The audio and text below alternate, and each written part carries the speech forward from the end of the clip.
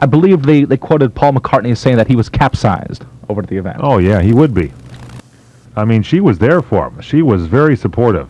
He said that the best thing that the fans could do was either go veggie or give a donation to the Cancer Society or animal rights. I don't know about going veggie, but I do believe in making donations now. I believe you can do what you want to do, but I mean, it's your choice to do whatever you want to do. But I didn't realize they had like 3 kids too, because I was talking to someone. I said, "Were there any kids or something?" They were very good at keeping their private lives just that, private. So when people say, "Well, in showbiz, everybody knows your personal life," this is one of the biggest rock stars ever, and they were very private about their personal lives. Except for that incident in Japan, Mike. What one was that?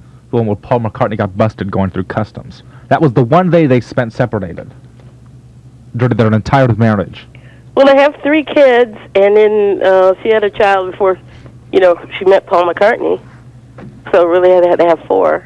So she had the 3 kids then? Paul and her had 3, and then she had 1. Oh, so they had 4 kids had 4. then. See, they mentioned 3 on the news. I don't think people really know that much about the family. I was watching a Fox newscast, and they said, no, she's saying, Penny's saying that Linda McCartney, before they were married, had 1 child already. Oh, she did. And between Paul and Linda, they had 3 children. So I don't realize 4 total. That's true? Penny, are you sure about that? I'm sure about that. I don't think Linda McCartney was married before Paul. They said, I heard she was married before. Really? I didn't know that. Did you know she wasn't related to the Eastman family? Well, I heard she featuring our young people in a very positive way. Hi, I'm Jack Frost, and we're here at the First Baptist Church for a special awards night. I'd like to say thank you to Williamson County Cablevision, Dale Hoffman, and with us tonight, Ed Anderson, for your support, making these replays possible, and financial support from Sierra Microwave, Jim Mitchell, and Troy Rodriguez, Proto Software, Dr. E.R. Simmons, and Gary Simmons. And with me here prior to the beginning of this special event is Sharon Rogers. Sharon, I'd like for you to tell us a little bit of what's going to happen here tonight. I know it's a special night for a great group of young people. So would you make a few comments? I'd be happy to. Yes, our program tonight is to celebrate the academic excellence of the top-ranking students in all of the 4 high school classes at Georgetown High School. These students are here selected upon their class ranking in the school, and we're very proud to celebrate this special evening with them and their families, and to let everyone know that academics are important. Well, Sharon, tell me who actually is behind getting this all together. Is there an organization, or is it just spontaneous? No, it is not spontaneous. There's a lot of hard work that's gone into this program. We have a committee made up of parent volunteers along with some teachers and administrators who help us to put together this program, to make contact with the guest speaker. We have some fine entertainment that will be made up of students from Georgetown High School. I noticed on the program you do have a great program scheduled here tonight, and I know that it's going to be an opportunity for the people out here in TV land to see our young people at their best. Academic excellence. We salute you, and Williamson County Cablevision is proud to be here. Do you have any comments before we pause? And I believe you're going to have Robert Hadlock from KXAN TV as the Master of Ceremonies. There are a number of activities that you have scheduled, but I wonder if you have any comment there, Sharon. Yes, Robert Hadlock will be our MC for the evening, and our guest speaker will be Railroad Commissioner Carole Keaton-Rylander. We're very pleased to welcome these people who have consented to spend their evening with us to celebrate these fine students. We'll also be honoring some Hall of Fame honorees who are Georgetown High School graduates who have come back to be honored for their fine work in our community. And we will also be honoring some of the teachers from Georgetown High School who have been selected by the senior honorees of the academic excellence. I was trying to get around there and get Mr. Cargill to come up here with us for just a moment. I do not have any program where I see him, but what he wants to talk. Sharon, I know you know that Mike Cargill can talk. Now, we're going to let Sharon come back in a minute, but Mr. Cargill, how do you feel about this program and the opportunity you have to show off these young people? This is probably the most special night of the year because, you know, we don't we do our best to put the focus on academics, but with all, so many times the sports and extracurricular activities get all the attention, and this is the real important part of school, and this is why we're really all here. And so makes it a very, very special night for all of us. Well, Mr. Cargill, what you say is usually true, but I've got to say one thing. One thing about Williamson County Cablevision, we cover the waterfront. Yes, you do. And make sure that if anybody lets us know that they want a program presented, we're going to be there if at all possible. So we want you to know we're proud to honor these young people here tonight. Any other comments you want to make before we pause here? Well, I'm just so proud of these students, and I want to, it's really good because it gives the parents an opportunity to come out and bask in the limelight a little bit. And being a parent is a hard job, maybe one of the hardest jobs. And there's not a lot of feedback until much later on as far as positive reinforcement. And so it's really great to see the parents come out and recognize them too. I'm just proud to be part of the ceremony. Thank you, Jack. Well, thank you very much, Mike Cargill. And Sharon, if you'd step back up here just a moment. What Mike has said is so true. This is the cream of the crop. There's no doubt about it. Academic excellence, that's what all the education programs should be about. So we're very proud to be here, and any closing comments are not necessarily opening comments, but we're going to close and then open with the program. We just want to thank you very much for being here tonight and making this program available to our students, our parents, and for the community members to see that academic excellence is an important part of Georgetown High School. Thank you very much, Sharon. And with that, at this time, we'll pause. And when we return, Robert Hadlock, the Master of Ceremonies, will be in charge of the program. Excellence reception. It is our pleasure to honor the top students of Georgetown High School. These students were selected based upon their academic ranking. We will not only be celebrating the success of these students, we will be also here to celebrate very fine teaching and to honor community leaders. At this time, I would like to welcome Robert Hadlock, news anchor from Channel 36, KXAN TV in Austin. He will be our MC for the evening. Robert.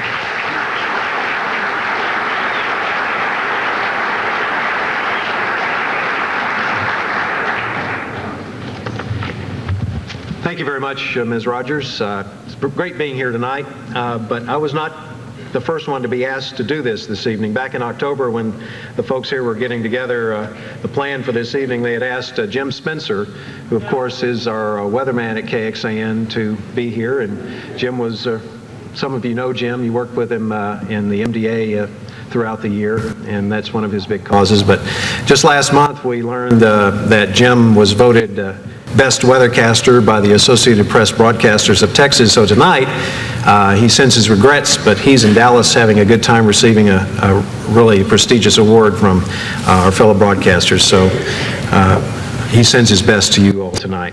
Well, we're very pleased to be here, and we're pleased to have as the entertainment for the evening our very own Georgetown High School show choir under the direction of Patricia R. Douglas. The group of students was selected for the show choir through an audition process before a panel of judges. The choral department at GHS won 2 UIL sweepstakes awards back in 1997, and the top choral group, known as the Chorale, performed at Carnegie Hall in New York in November of last year. The performance you will see tonight is just a segment of a full production to be presented in May at the Palace Theater in downtown Georgetown. The title of that production is Celebrate America. It has been choreographed by Vita Stratmann. Let's welcome this talented group of young people to our stage.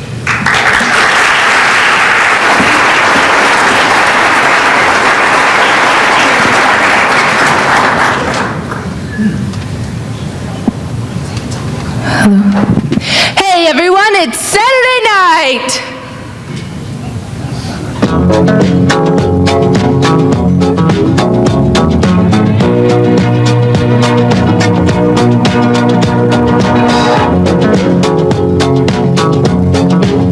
Well, you can tell by the way I use my walk, I'm a woman's man, no time to talk. Music loud, I've been at home, been kicked around since I was born, but now it's alright, it's okay, and you may look the other way, but we can try to understand the New York Times.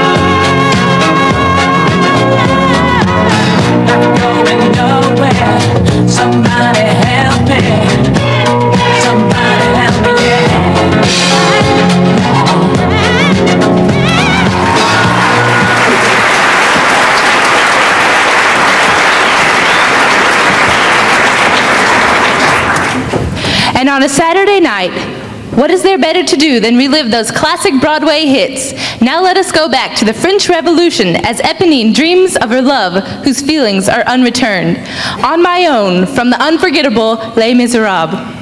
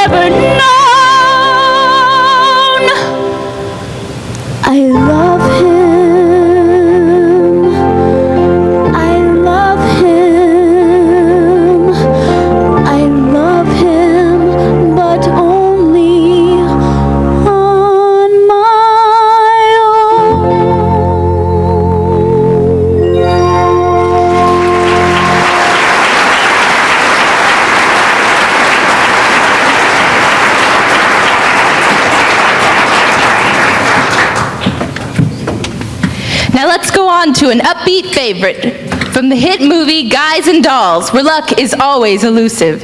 Luck be a lady.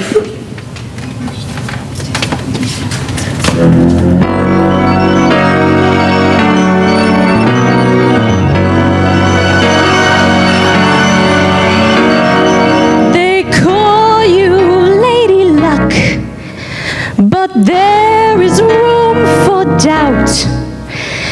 At times you have a very unladylike way of running out. You're on a date with me. The pickings have been lush. And yet before the evening is over, you might give me the brush. You might forget your manners. You might refuse to stay. And so the best that I can do is pray. Luck be a lady tonight. Luck be a lady tonight. Luck be a lady if you've ever been a lady. Luck be a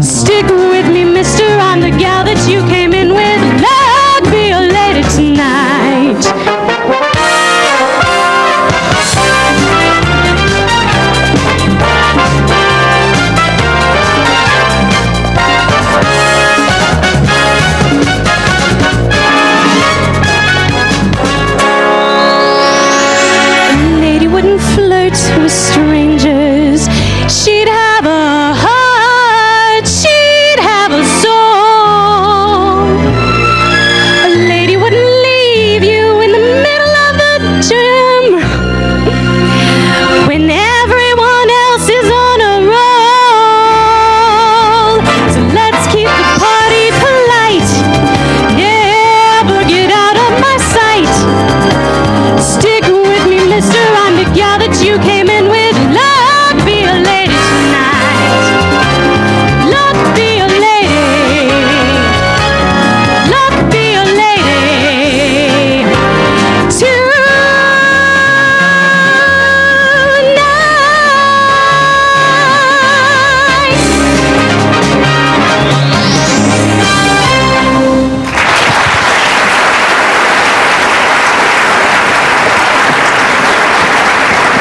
And now we'll move on to one soul that is not so lucky. Meet Sandy from Greece as she sings about her hopeless devotion.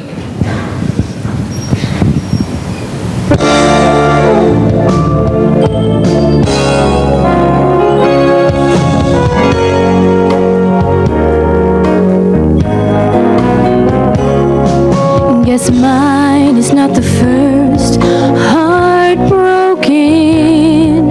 My eyes are not the first to cry. I'm not the first to know there's just no getting over you.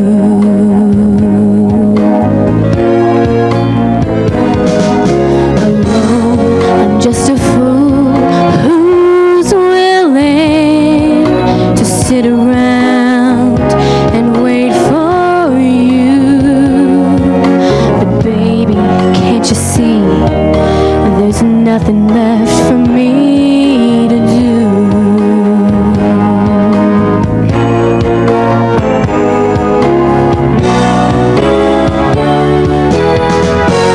But now there's nowhere to hide since you pushed my love aside. I'm out of my head, hopelessly devoted to you. Hopelessly devoted to you.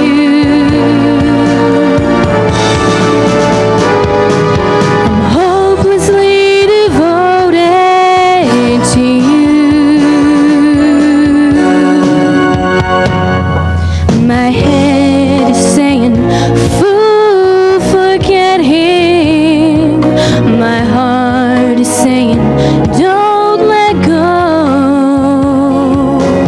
Hold on till the end. Well, that's what I intend to do.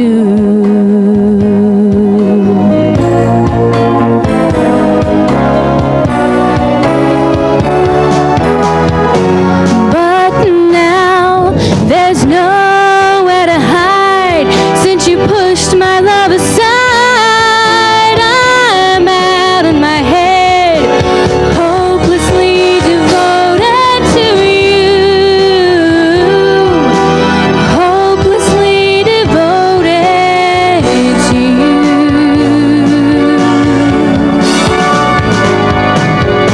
Hopelessly devoted to you.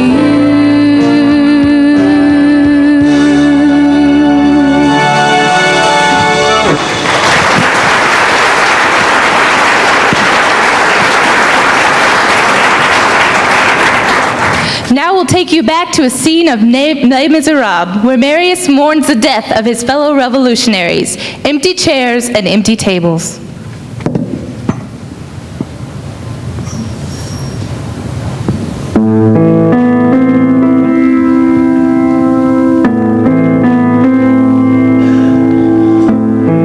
There's a grief that can't be spoken. There's a pain goes on and on.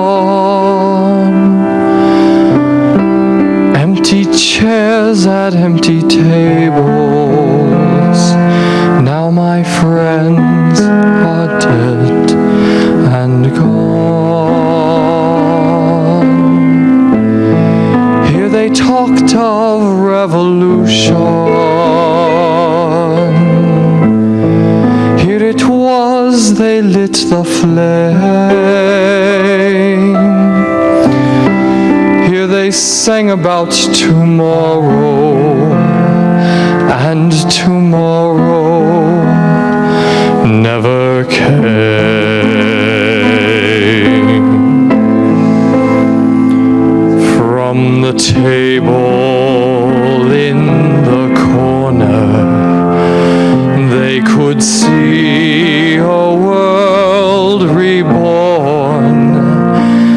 and they rose with voices ringing, and I can hear them now, the very words that they had sung became their last communion on a lonely barricade at dawn. Oh, my friends, forgive me that I live and you are gone. There's a grief that can't be spoken. There's a pain goes on and on. Phantom faces at the window, phantom shadows on the floor, empty chairs at empty tables where my friends will meet no more. Oh, my friends, don't ask me what your sacrifice was for. Empty chairs at empty tables where my friends will sing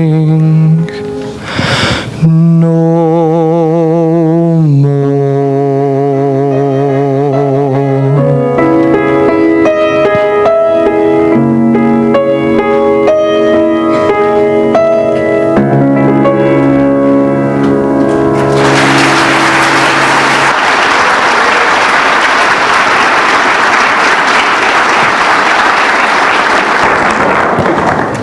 Our journey through Broadway ends with a jazzy tap number from the heart of classic musicals. Here is 42nd Street.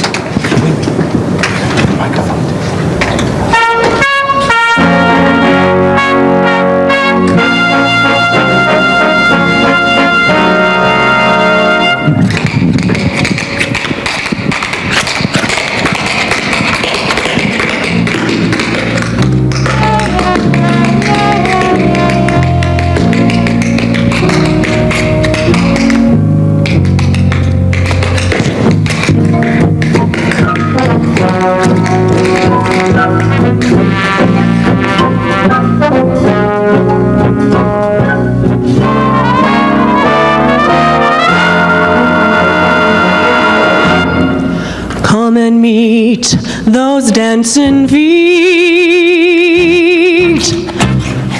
On the avenue, I'm taking you to 42nd Street. The beat, those dancing feet.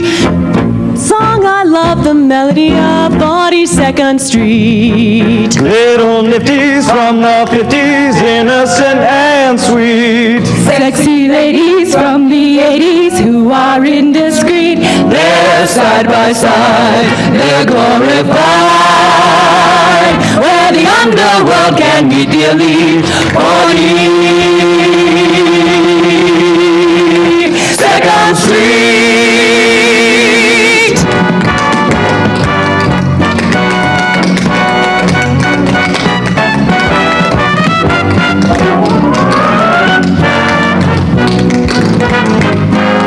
Hear the beat of the dancing feet. And listen, sister. Listen,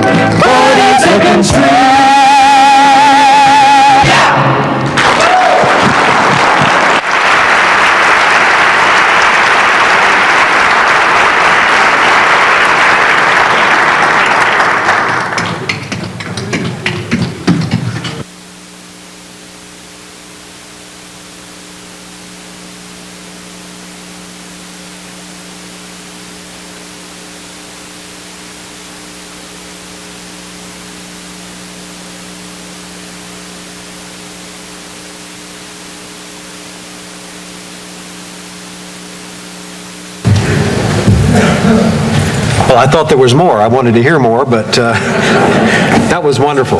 And again, let's hear it for him.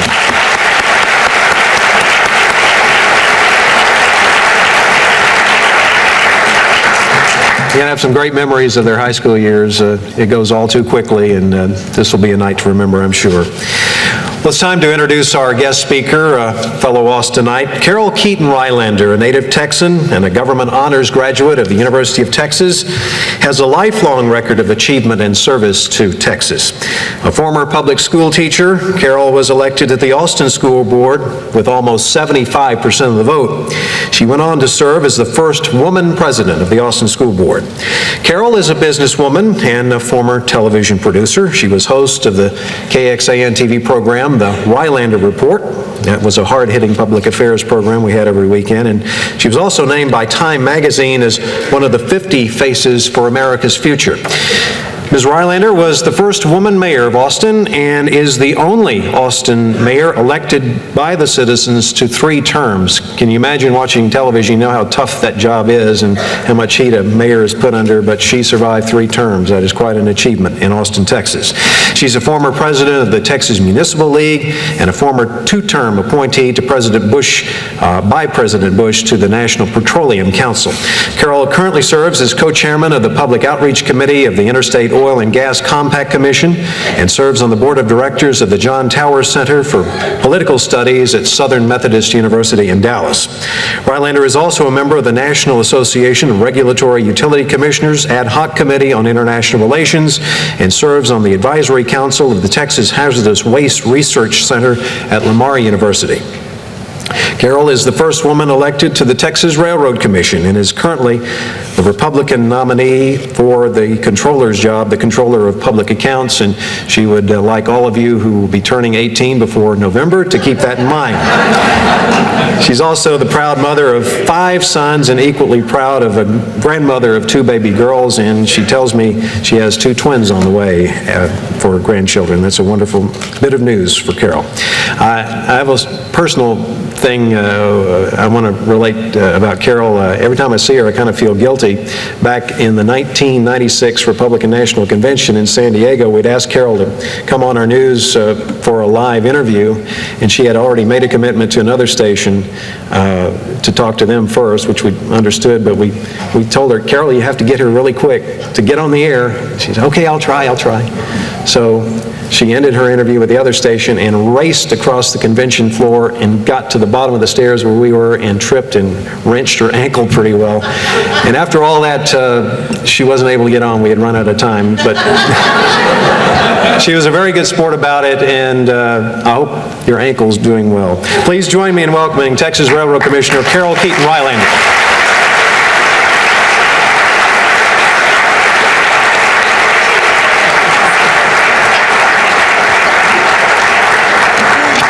Thank you so much, Robert. I knew you were going to tell that story. I tell you what, it is a great time to be a Texan. It's nice to be your Texas Railroad Commissioner, but I want you to know that it just doesn't get better than to be in Williamson County here at the First Baptist Church with the Georgetown High School men and women who are going to turn this country around. I'm so delighted to be with you this evening.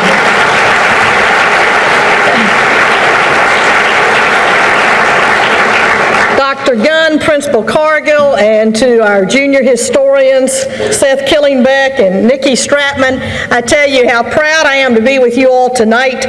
Your knowledge will indeed light this world, and I share the pride that your family and friends and teachers and administrators and school board members have got to feel about this event. It is refreshing and reassuring, and I want you to know that my blood runs blue and white tonight, and you are a blue ribbon school, and you're so deserving of the recognition you're receiving this evening. Robert, I like your introduction a whole lot better than what happened to me in East Texas a few weeks ago.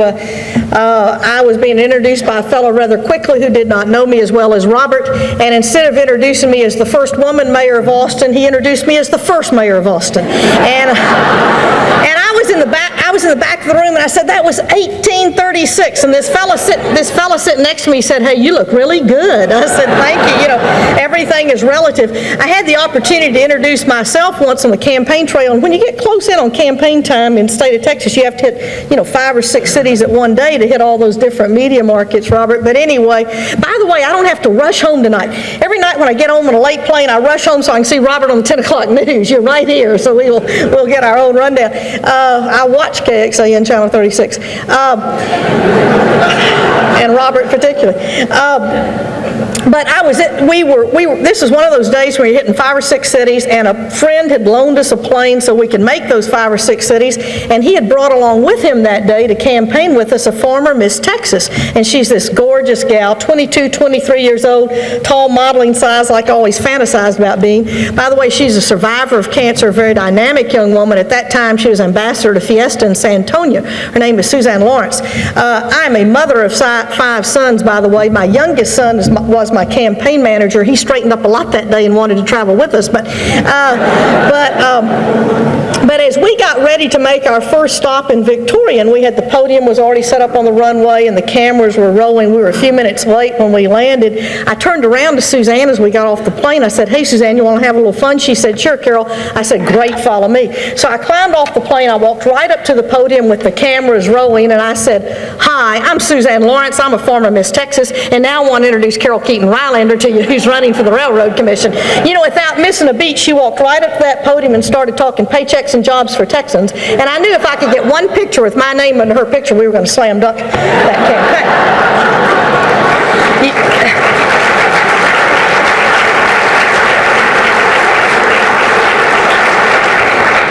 You have got to have a sense of humor, and got to find humor in everything that you do, and you want to do everything with passion and caring, but with a good sense of humor too. More recently, Senator Phil Gramm, and I was going to leave politics out of this tonight, but Senator Phil Gramm is heading up another campaign effort that I am in now, and he called a news conference in Austin to announce that he was going to be my campaign manager, and he did that with the Capitol Press Corps, and this was right about Christmas time. And being a mother of 5 sons, I want you to know I've lived in early boys' locker room decor. They're all grown now. I can't tell you how excited I am to have those 2 baby granddaughters, and Robert's right, I've got twin grandbabies coming about Election Day too, so my grandkids are about to double. But this was kind of Christmas time when I'd been doing a little bit of shopping for those baby girls, so that was on my mind. But we were both standing at the podium in the Capitol Press Corps, and Senator Gramm and I was standing right next to him, and I said, how honored I was that he was going to chair my campaign, because we share that same philosophy of less, not more, et cetera, et cetera. And I said, I know most of you came here today for that announcement, but I said, there's also been a lot of ink lately in the news about re-engineering Ken and Barbie into more realistic modes. I said, well, here we are. I said, 2 pretty faces, the new glamour team for Texas. The senator was saying, what? Let me tell you that the Georgetown High School show choir sang it and danced it better than I will ever say it tonight. I think we need to give them another round of applause.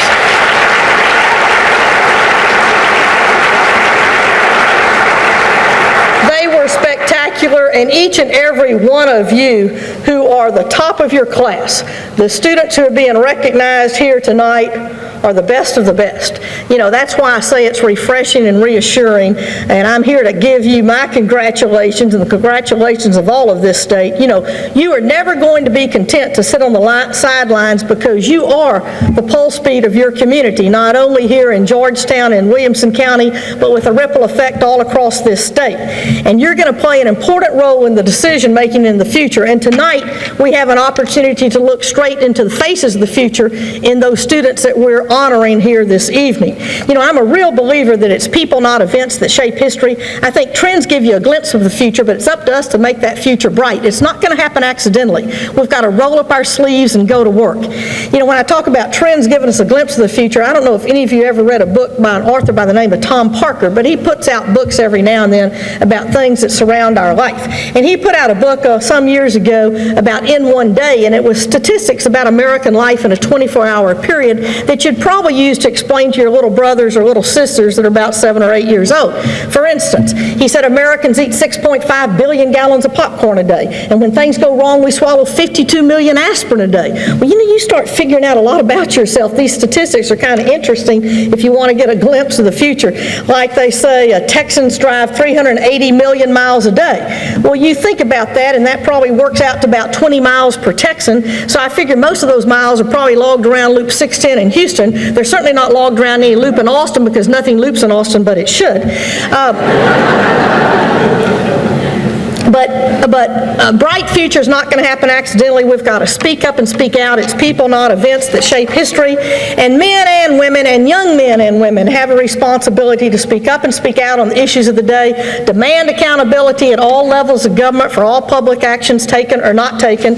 I'm a believer. Anyone who knows me at all knows it was mothering number 1, mayoring number 2, now it's grandmothering number 1, and railroad commissioning number 2. But I'm a real believer that there's no such thing as women's issues or men's issues. I think men as well as women are concerned about schools and families and communities and economics and business and a strong national defense. I always summarize my national defense philosophy as being a little bit like that great philanthropist Al Capone, who said, quote, "You can get more done with kind words on a gun than you can with kind words." I think the reason the walls of tyranny came tumbling down is because we were negotiating from a position of strength, not weakness. I get very concerned when we're importing over 53% of our crude in these United States. You don't have to take that kid out. I feel right at home. If it's too quiet, I can't perform at all. We're importing over 53% of our crude in these United States now, and I don't want us to be held hostage by Iraq or Iran or any Middle East Ayatollah ever again. I want to back out that foreign crude with our good old Texas oil and natural gas. It's available, it's affordable.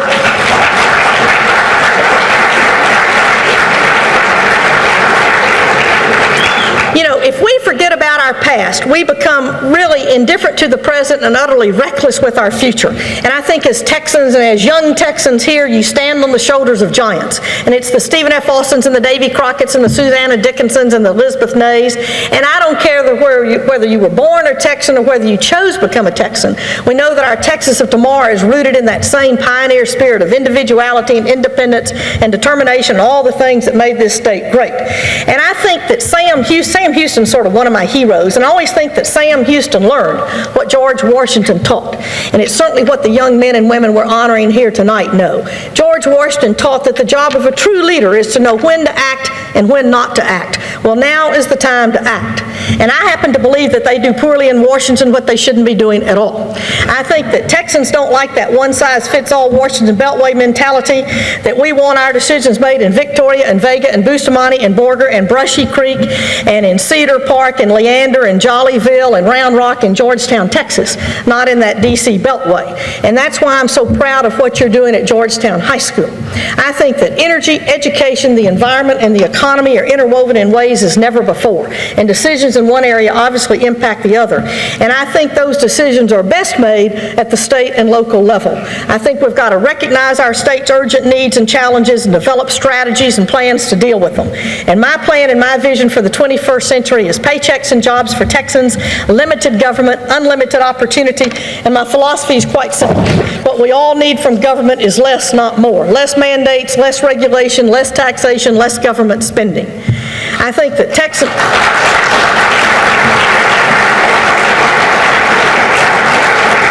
The Texas Railroad Commission is a little bit of a misnomer, probably be better named the Texas Energy Commission, but it started 106 years ago when then Attorney General, later Governor Jim Hogg, when the Eastern Railroads were ripping off Texas farmers.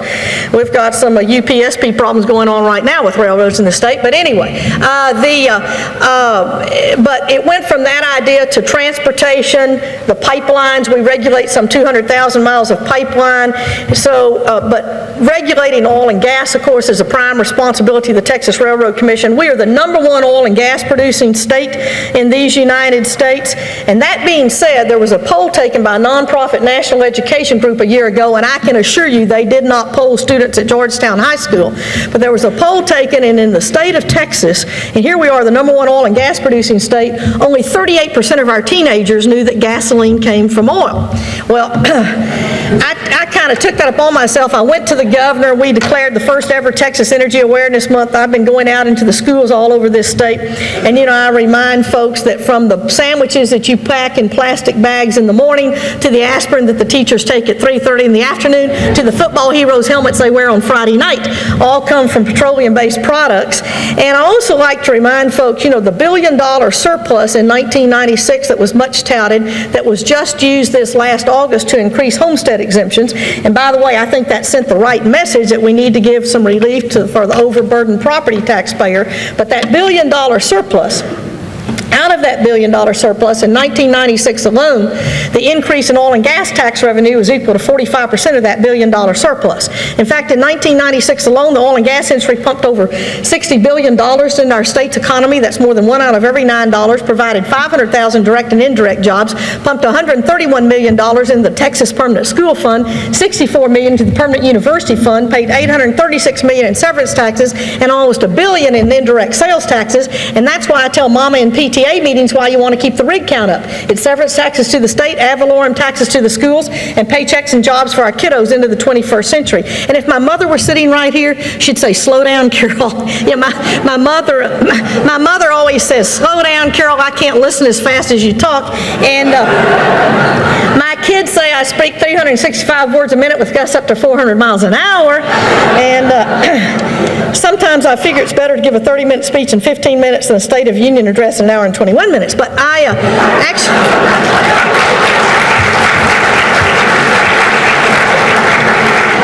actually, I have to share with you that my mother is the reason that I talk this fast. Because when I was a kid, she'd let me help her in the kitchen, and she'd let me lick the beaters on the electric mixer, but she wouldn't turn them off.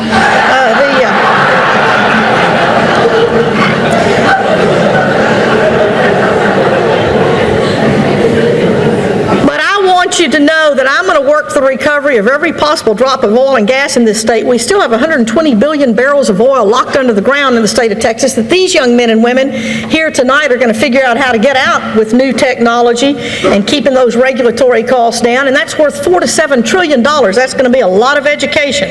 And we have 85 to 100 years of natural gas. It's the fuel not only for Texas's future, but the fuel for America's future. But we've got tough challenges ahead. But Texans never shrink from a challenge, and I guarantee you the students we're honoring tonight at Georgetown High School never shrink from a challenge. I think for economic development in this state, we need to cut taxes, cut regulations, cut government spending, encourage trade and exports, and improve education.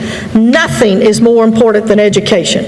Our next generation has got to be able to compete not only with those from New York and California, but from Europe and Asia as well.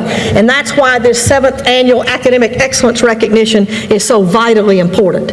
You know, in the last session of the legislature, the legislators gave all statewide office holders, including me, a 15% salary increase. That would have been an additional $1,000 a month on my take-home pay. Well, I said, no thank you. I said, I knew what the terms were going in when I ran for Texas Railroad Commissioner, and I said, if the legislature has dollars to hand out, they need to start with teacher pay raises first. And I absolutely meant that.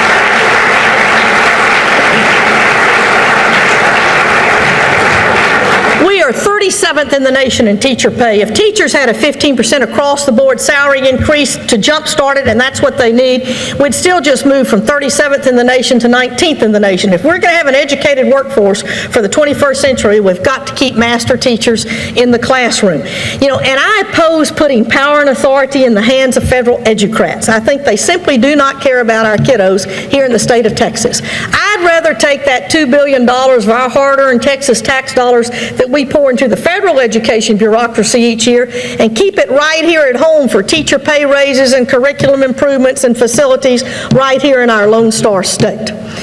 We need local control, teacher pay raises, and parental choice, I think, for a successful education for the 21st century. But the most important ingredient, the most important resource is not those that I regulate, not oil and gas. The most important resource are the young men and young women who we're honoring here tonight. It's the people who make a difference. You know, if you look at the at the top 10 tax cutting states in America versus the top 10 tax hiking states, the economies grew 22.5% more in the tax cutting states versus the tax hiking states between 1990 and 1995. I think that the chief role of government in the economy is to create incentives for work, savings, and investment. And any program, regulatory, spending, or tax which interferes with that mission ought to be blasted off the bureaucratic books. I think you need to give the Yellow Pages test to every business that government is doing. If there's a business in the Yellow Pages that can do that job better and at a lower price, they ought to be doing it, not government. We need to prioritize what we're doing. And I think there's too much regulation by federal government in America. Right now, by the way, the estimate is that federal regulation by government in America costs us $670 billion a year. That works out to about $7,000 a household. My message is free the states. Let us govern as the U.S. Constitution meant us to govern, and also the state has got to free the cities and the counties and the local school districts as well, particularly from unfunded mandates. I'm a real believer that the future is competition, and Texas's future is now, and I think competition's a better regulator any day than government edicts. You know, this country was built by the private sector. If it's going to be rebuilt to be better and stronger and wiser, it's by the private sector, and the role of the public sector is to be the catalyst to see that that occurs. I can tell you from personal experience that city government can't do it alone and state government can't do it alone. With a $6 trillion debt, there are days when I wonder if the federal government can do it at all. My two baby granddaughters, Catherine and Michelle, who are 3 and 2 now, are going to have to pay $187,000 each during their working lifetime just to pay the interest on the national debt. These young men and women in this room tonight have some serious challenges to face in the future. You know, let me put it in another perspective. In 1916, John D. Rockefeller, who was the richest man in the country, could have paid off the national debt all by himself. In 1998, Bill Gates and Warren Buffett together couldn't pay 2 months' interest on the national debt without going broke. That's about $50 billion. Texans want unlimited opportunity, not unlimited government, and the bright young men and women in this room are going to find the solutions to our problems. I believe that all matters, though, related to energy, education, and the environment are best decided at the state and local level. I think the environment is far too important to be left to Washington bureaucrats. I think it has to be protected at the state and local level. Let me give you one example.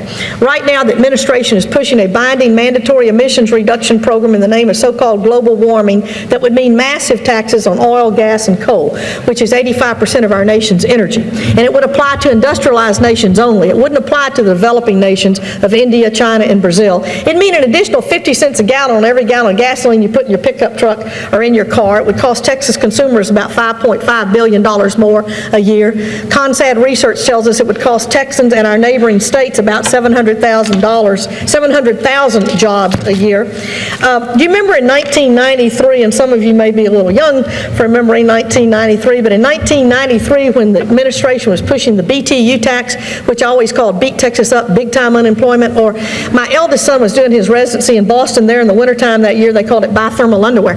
Anyway, that BTU tax proposal looks like Sunday school picnic compared to this mandatory emissions reduction proposal. All I'm saying is, and that's what the bright young men and women in this room have, is some good old common sense. We've got to have some good old common sense. We cannot let science fiction dictate public policy. And after the Exxon Valdez spill, and everybody says don't talk about the Exxon Valdez spill, so what I talk about, but let me point out that the Exxon Valdez spill was not a production problem. In fact, it wasn't even a transportation problem. It was probably a drinking problem. But after the Exxon Valdez spill, Exxon was required to spend $18 million plus cleaning up 200 wild otters in Prince William Sound. Now, don't misunderstand me. I love wild otters, but this is where the fishermen thought the wild otters ought to be cleared out just a little bit anyway. This worked out to $93,000 per wild otter that they had to spend cleaning up these 200 plus wild otters. And I wasn't there when that first $93,000 wild otter went swimming back into Prince William Sound, but CNN was taping it. And this $93,000 wild otter goes swimming back into Prince William Sound, and this whale comes along and goes whomp, swallows the wild otter.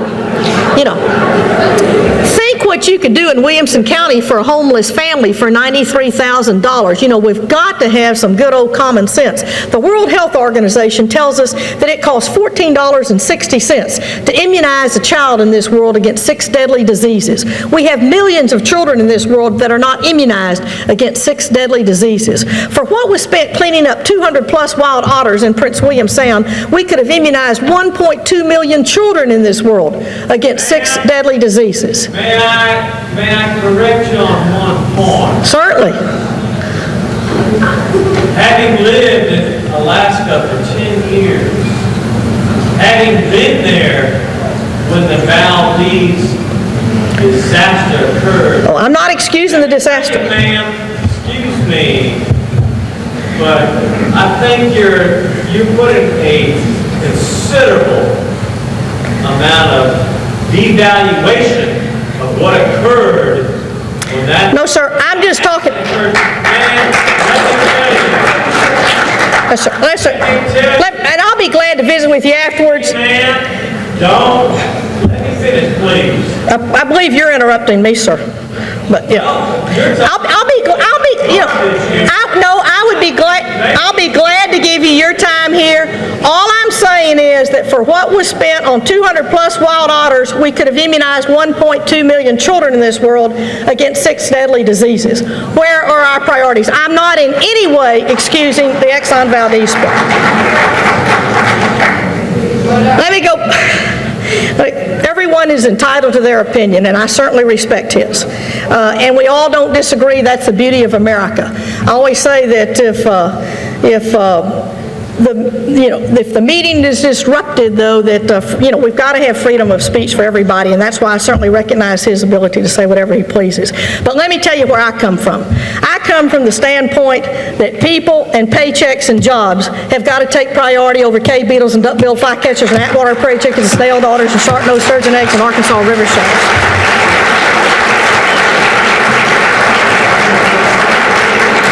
This is a great exercise in democracy for the kids here this evening. Let me assure you that energy, education, and the environment are interwoven in ways as never before. And in the words of one of our former presidents, I think all of us need to be reminded that the federal government did not create the states created the federal government. And I'm a real believer that the greatest is that which gets things done and the worst is that which delays them. And each and every one of you who are being honored here tonight know how to get things done, and you're doing an outstanding job. And I think the future of this state depends on finding a new faith in our local institutions and our local leaders to best represent our hopes and our values. And I think we have got to move forward with confidence and inclusiveness and compassion and good humor and wisdom, and with a deep and passionate caring for our state and for our fellow Texans, because it's people, not events, that shape history, and the solutions to our problems will not be found inside government, but they're going to be found inside the human heart. People are our greatest resource, and you have a collective brain trust in this room this evening that city and state and federal consultant dollars could not afford and could not buy. And the future I want for my baby granddaughters, Catherine and Michelle, is the future I want for all Texas children and grandchildren. And we can make Texas a better place for them if we dream big dreams and take great strides and keep that flame of faith and family and freedom burning in our hearts. And I want you to know that I am pro-growth, pro-jobs, pro-unleashing the creative abilities of the private sector, and I am certainly pro the Georgetown High School Academic Excellence Program. My bottom line will always be that of a former governor of this state, Sam Houston, who said, govern wisely and as little as possible. But I want you to know that your knowledge will indeed light this world, and to paraphrase the words of George Bernard Shaw, you will indeed light up this world. Life is not a brief candle, but rather it's a burning torch which we hold for a moment briefly, and we want that torch to burn as brightly as possible to pass on to future generations. I want you to know that that torch burns very brightly indeed in the hands of these young men and young women we're honoring here tonight at Georgetown High School to pass on to future generations, and I want to add my most sincere congratulations on the evening. Thank you very much.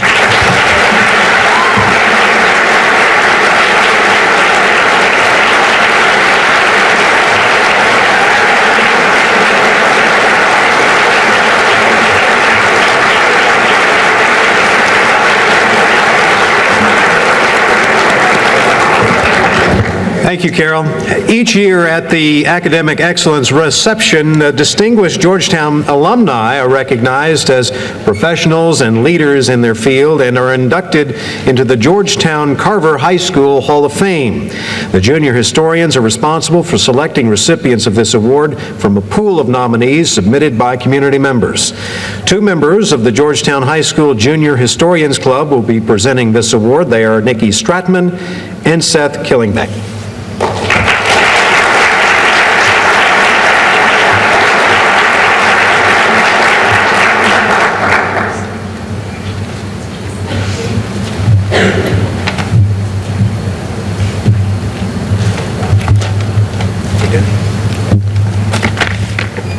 Well, Nikki, we're here tonight to introduce these 2 graduates for the Hall of Fame Award. And on a personal note, I just can't believe the committee chose these 2. I know what you mean, Seth. The one I'm introducing spends most of her time in prison.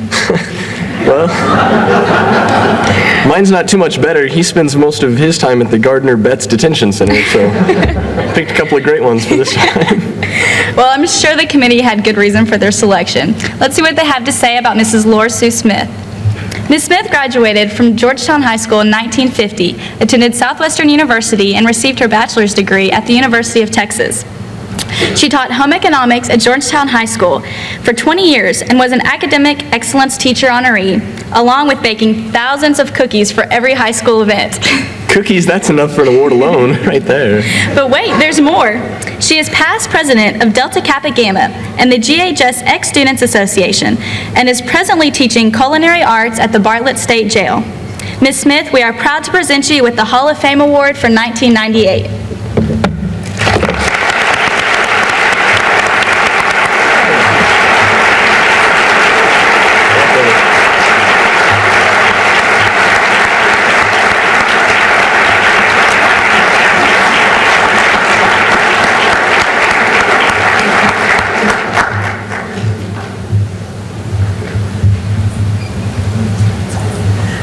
I was told I couldn't make a speech, but, you know, Mr. Frost was my superintendent for a number of years, and I'm sorry, but he trained me well.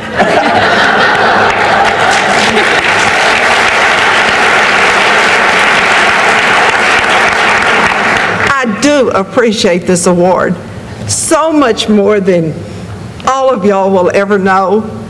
My roots run deep at Georgetown High School, and Carole Keaton-Rylander was right when she said, my blood runs blue and white. My mother, my father-in-law all graduated from Georgetown High School. If y'all don't think I'm not scared, think again. My husband and I both graduated from Georgetown High School. My 3 children graduated from Georgetown High School. My son-in-law and my daughter-in-law graduated from Georgetown High School. I now have a grandson in 1st grade, and he will graduate from Georgetown High School.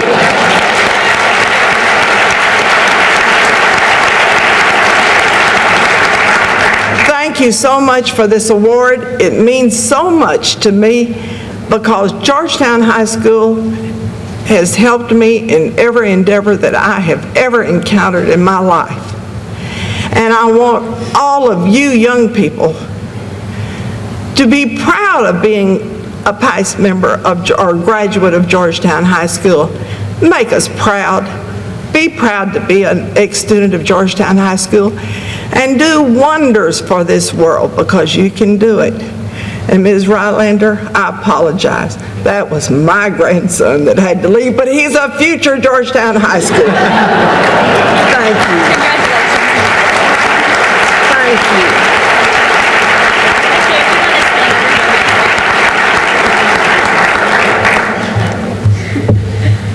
you. It's teachers like that make Georgetown such a fun school to go to.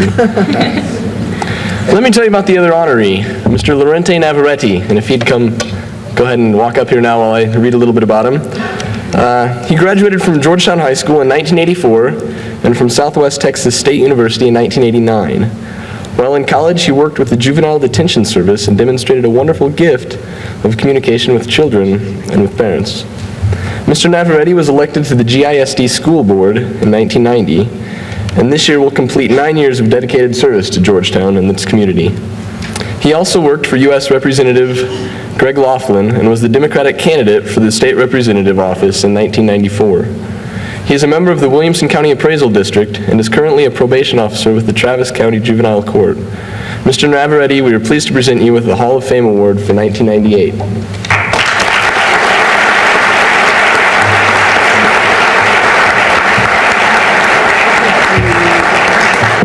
I too was in school when Jack Frost was superintendent, so I'm going to take a couple minutes here.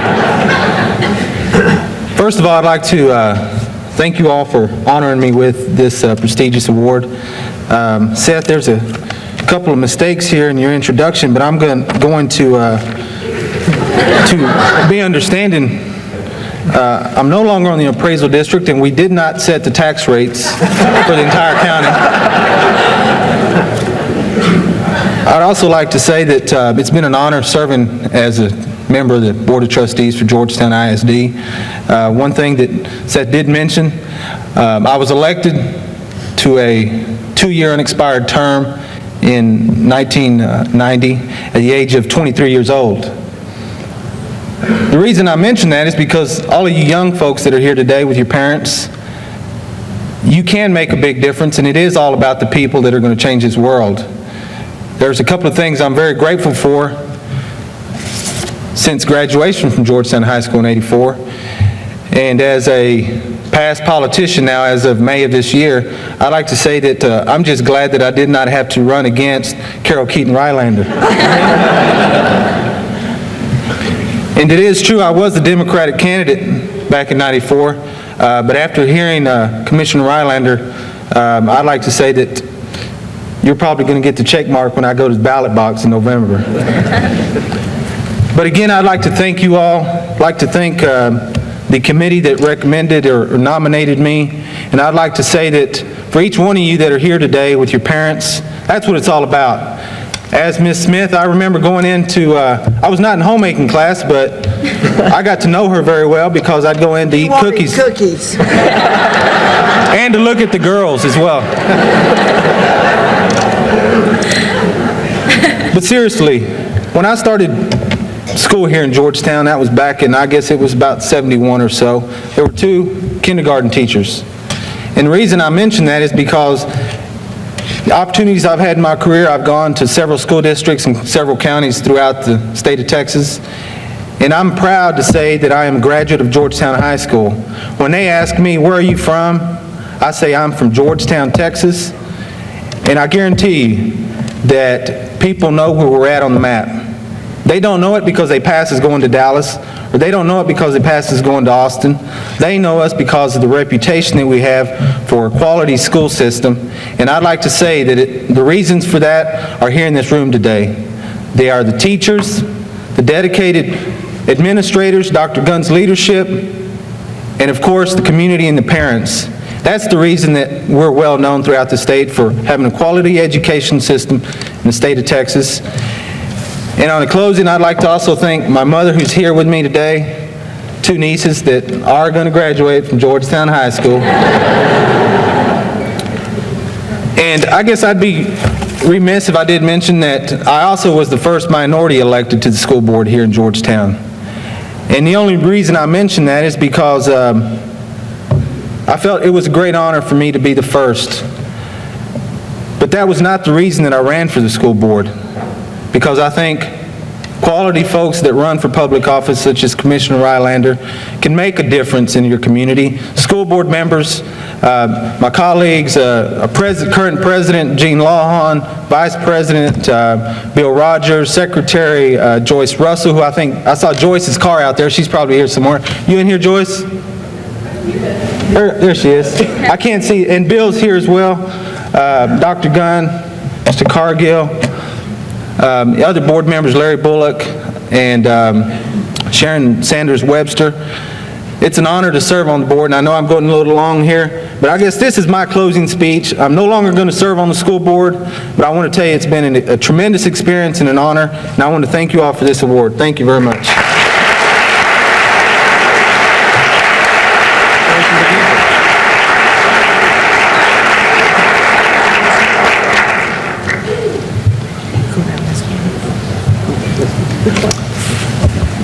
have some great award winners tonight, and they will wear that award well, I'm sure.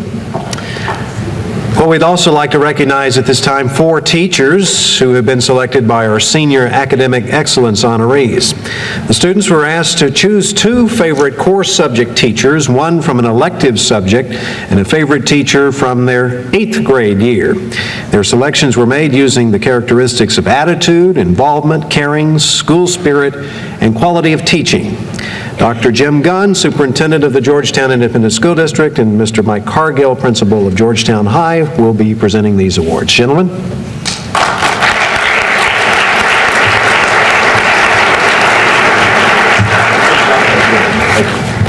Thank you. Robert, I'm going to say it's a good thing you're here today. If Jim Spencer was to come today, I want him to see how dry it was outside and ask him when you see him, was that 70% chance of rain or 90% chance of rain today? I fertilized my yard today.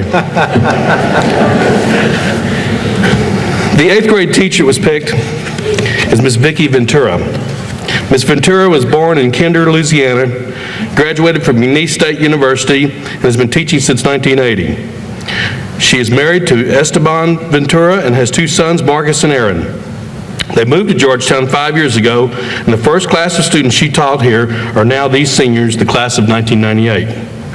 For most of her 18 years in the teaching profession, she has taught science and has found that humor, spontaneity, and a strong relationship with her students are essential for keeping the class interesting and educational. Many of her students come into her classes with a dislike for science, but leave loving it. Ms. Ventura loves science and wants to convey that sense of fun and wonder that we all felt when we first started discovering the world around us. According to the following comments made by our former students who are seniors being honored here tonight, she has certainly accomplished that goal. Ms. Ventura made science fun. I've never liked science, but through her labs and creativeness, I have found things like the structure of atoms interesting. Ms. Ventura made science something I look forward to. I especially remember Science Jeopardy that reviewed us for tests.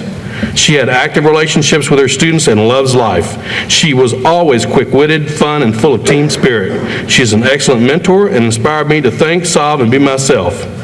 This teacher kept the class entranced and made great impressions on many.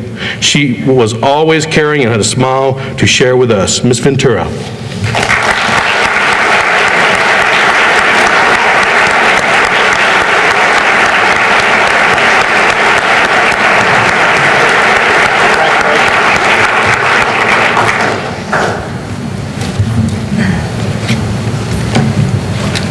I'm very honored to be here. I'm just a transplanted Cajun, and I'm not from Georgetown, but I tell you what, I'm real proud to be teaching here.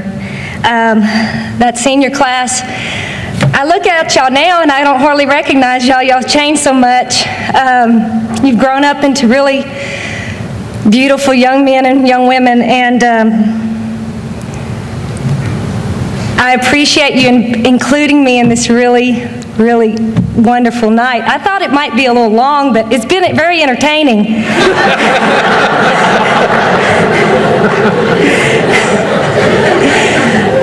I knew when I came here and I taught this group when they were 8th graders that they were leaders and they were special. I know that our future is going to be in really good hands. I told them, and I tell them now, they're my favorite class in my 18 years of teaching, but don't tell any of my other classes because they think they are too. Just once again, I'd like to say thank y'all very much.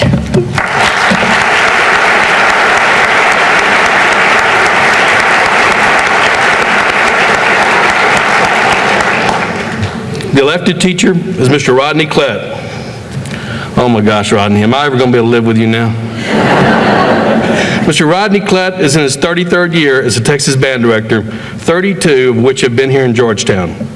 Under his direction, the band has won more than 50 first place and sweepstakes awards in Texas and numerous other awards throughout the Texas, Louisiana, Tennessee, Florida, and Colorado. Mr. Klett is a 5-time recipient of the Citation of Excellence Award from the National Band Association. He received a Bachelor of Music degree at Texas A&I University and a Master of Education degree at Southwest Texas State. He has been married to his wife, Mary Ann, for 31 years and has one daughter, Melody, a son-in-law, Matt, and one granddog named Bailey. Mr. Klett's standards of excellence and hard work are characteristics he tries to instill in his students, as evident by their comments. Mr. Klett has been the source of much turmoil and many tears, but he has taught me that through hard work and determination, anything is possible. He inspires students to have an intense appreciation of music and to be enthusiastic about it. No matter how many times we played a piece wrong, Mr. Klett stormed out of the band hall, he always came back. He expects nothing less than your personal best and is happy once he gets it. Mr. Klett has given no less than his all. I've had some of the best self-esteem boosting moments of my life. Thanks to him and his program, many students leave GHS more determined and with more confidence. Mr. Klett's dedication and constant encouragement inspired me to strive for excellence, do my best, and work for my dreams. He is a generous and caring man who takes the time to know his students in and out of school. His lessons go far beyond the world of music and are carried with you throughout life. He is always there for us. We love you, Mr. Klett. Mr. Rodney Klett.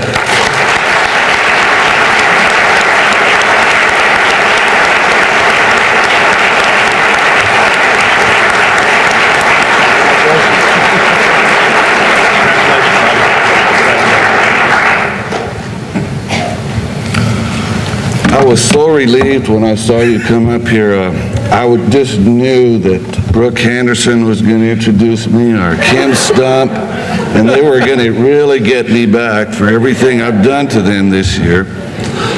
And I was told I had to talk, which I really don't like to do very much. But and then I thought, well, I could tell you how smart my granddog was. And then Commissioner Keating-Rylander was talking about the heartbeat, and I was thinking about it, reading all the names of the band students that were on that list, and I guarantee you that during the lunch hour, it is definitely the gossip center of GHS. They come in and eat lunch in there, and I always leave my door open because then I can find out everything that has gone on in school for the past week, the past year, and what's getting ready to happen at the school. But I really do appreciate this. It's more than I could really say, especially coming from the students. And they keep asking me when I'm going to retire, and I keep telling them that as long as I can get up in the morning and it doesn't feel like work and it feels like fun, then I'm going to keep teaching. Thank you very, very much.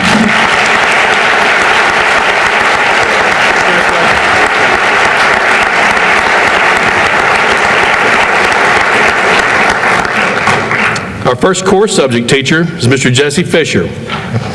Mr. Fisher has a grand total of 13 months and 18 days under his belt as a teacher. I feel good about this, Jesse, because I hired you. I'm going to take some credit here. Prior to that, he was in a number of professions ranging from oil field roughneck to management of renovation projects on historic homes. When his daughter asked him why he did not start teaching earlier in life, he told her if he had, he would not fully appreciate the opportunity he has been given. To Mr. Fisher, teaching is the most fulfilling thing he has ever done. He feels that teaching young people is one of those rare vocations that can bring hope, excitement, and joy to both teacher and student. He finds the young people of Georgetown to be a source of hope for the future and represent the very best of what we as a town, a nation, and a civilization have to offer. He feels it is a distinct privilege to be able to teach them. This feeling of privilege obviously goes both ways. In spite of the brevity of his teaching career, Mr. Fisher has always distinguished himself in the hearts and minds of these students. Here's what they say about him. He loves his job and what he teaches, and he makes you love it too. He makes the class fun and understandable. I love his personality and like his class a lot. He made one of the most painful subjects, economics, tolerable. If not fascinating, that takes an amazing talent that I believe is rare. He relates everything to things happening right now. I'll never forget that sometimes the biggest news of the day is the chairman of the Federal Reserve waking up. Mr. Fisher challenged my intellectual side, engaging us in deep philosophical conversation. His knowledge of everything inspires me. I've heard that economics was difficult, but Mr. Fisher made it fun and told us up front when something was going to be boring. Mr. Fisher has opened my eyes and expanded my mind. He helped me overcome my shyness and bring me into discussions. Mr. Fisherman is energetic and his constant enthusiasm. 2 words, movie buff. Mr. Fisher.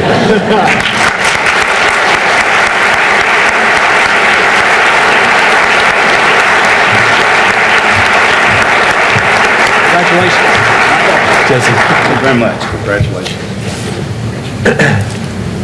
Well, I don't have any remarks as such. Holly, what's today? What's the date? What's the date? It's the 19th. Go home and put it on your calendar because I'm speechless. I want to thank everybody. It's been a privilege. It's been something interesting every day.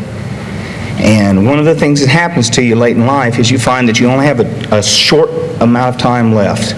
So don't waste a minute of it. Thank you.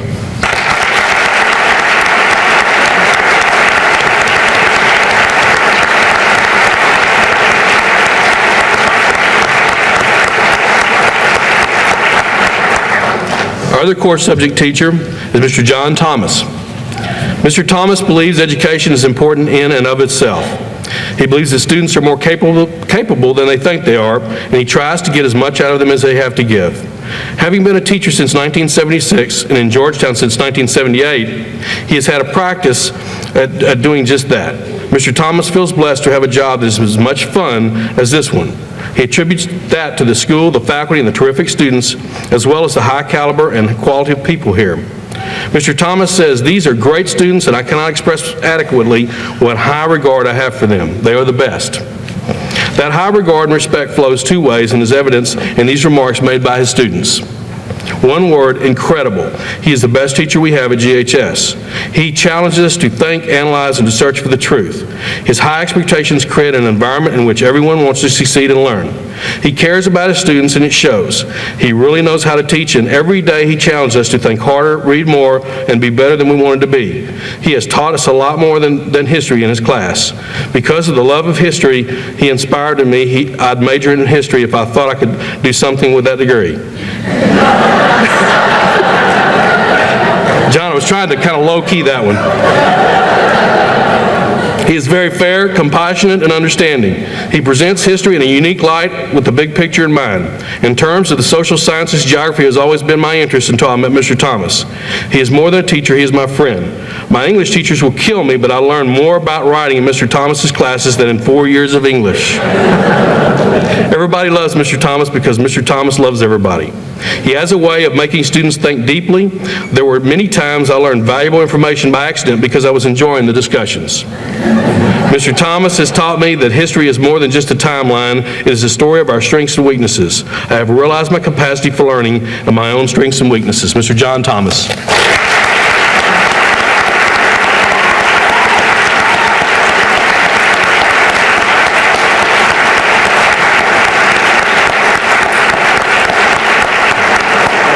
Thank you. Congratulations, John. Congratulations, John. Congratulations. Well, I'm going to be like Mr. Fisher. I don't know what to say either. I know that's unbelievable, too. I talk too much. Gosh, I really don't know what to say. This is a great honor, and I'm deeply moved that the students have given this to me. They are the finest group of kids, I think, anywhere. And this high school's, well, I've been teaching here a long time, and I have never had a bad class. And I just think these kids are the best.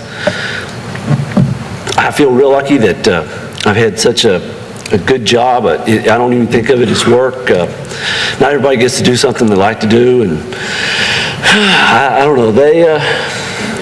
They're just a great group, always have been, and I really appreciate how much this, well, I don't know, I'm like Mr. Fisher, I'm just speechless. I appreciate it very much. Congratulations, students, y'all are great. I know y'all are going to do well when y'all get out of here, and I hope some of you come back to me sometimes. Thank you.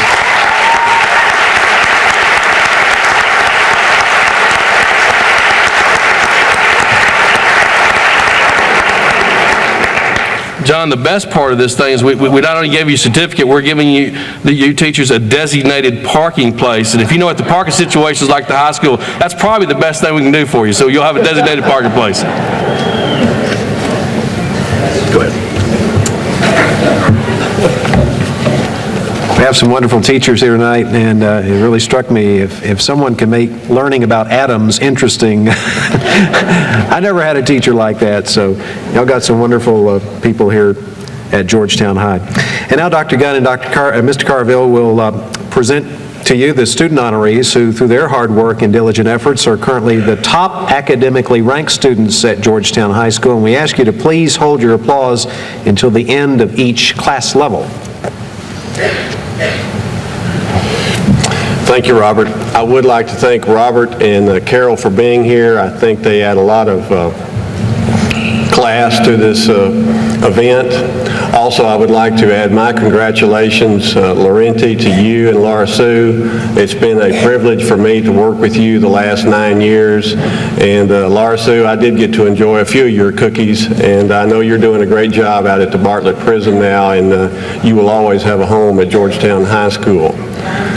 I would also like to commend and congratulate the teachers, Vicki, Mr. Fisher, Mr. Klett, John Thomas. Again, the teachers are the essential element in the school district. That's where the teaching and learning takes place, in the classroom. And parents, I would like to thank you. You have the opportunity to be your child's first and best teacher. And clearly you've taken advantage of that opportunity. Congratulations for a job well done. Someone mentioned earlier that in this room tonight we have the critical elements, and we really do. We have board members, we have teachers, we have parents, and of course we have the students themselves who we're here to honor tonight. These young men and women have done an outstanding job, and they are truly the best of the best academically. We will start with the seniors. Earlier today I was practicing the pronunciation of their names, and I was very impressed with the plans that these young men and women have. I think you will be as well. Starting with the senior honorees, we have Shad Ahmed. He plans to attend Stanford University, major in social sciences, and invest in orange groves. Amanda J. Allshouse will attend North Texas University and major in music education and performance. Robin G. Bassett will major in education and minor in math at Sam Houston State University. L. Tara Beaver plans to attend Southwest Texas State with a double major in theater and secondary education. David B. Boone will seek a degree in computer animation from ITT Technical Institute.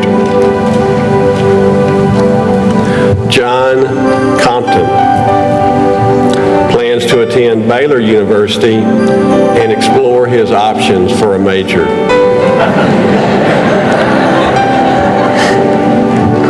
Alan A. Crane will study architecture at Texas A&M University.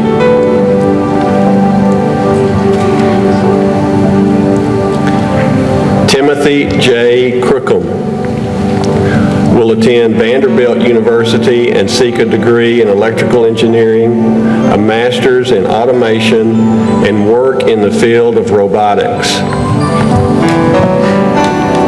Holly A. Dalrymple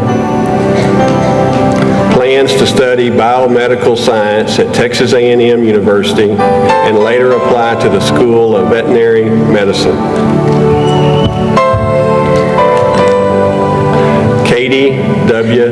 Daniel will be attending Trinity University.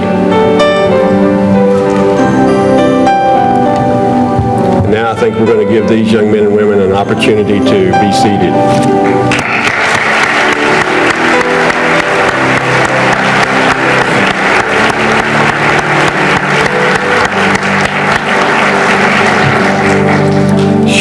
L. Gentry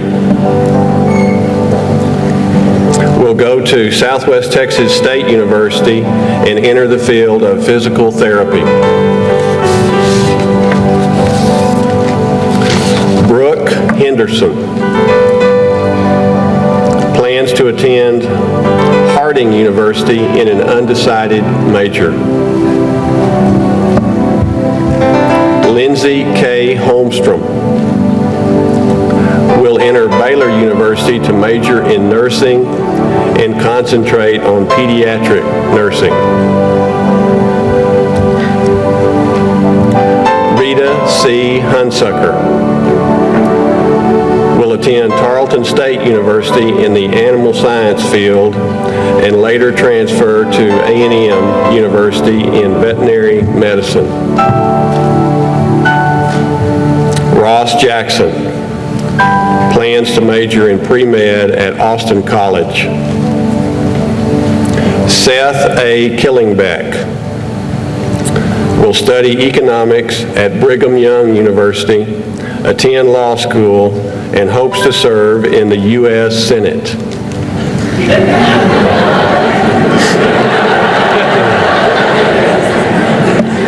Bradley Lane will attend either Mississippi State University or Rice University, earn a degree in landscape architecture, and try his hand at the PGA Tour.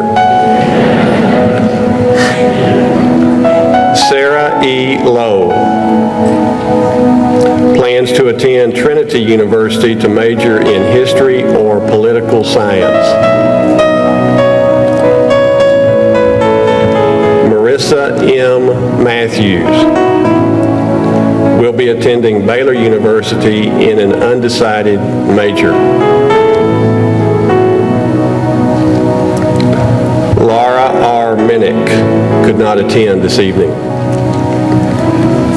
Jeffrey D. Moravec plans to major in computer science at either University of Texas at Dallas or Texas Tech. Emily R. Morgan will be majoring in anthropology at either Reed College or Bowdoin College. Again, we'll give these young men and women an opportunity to be seated.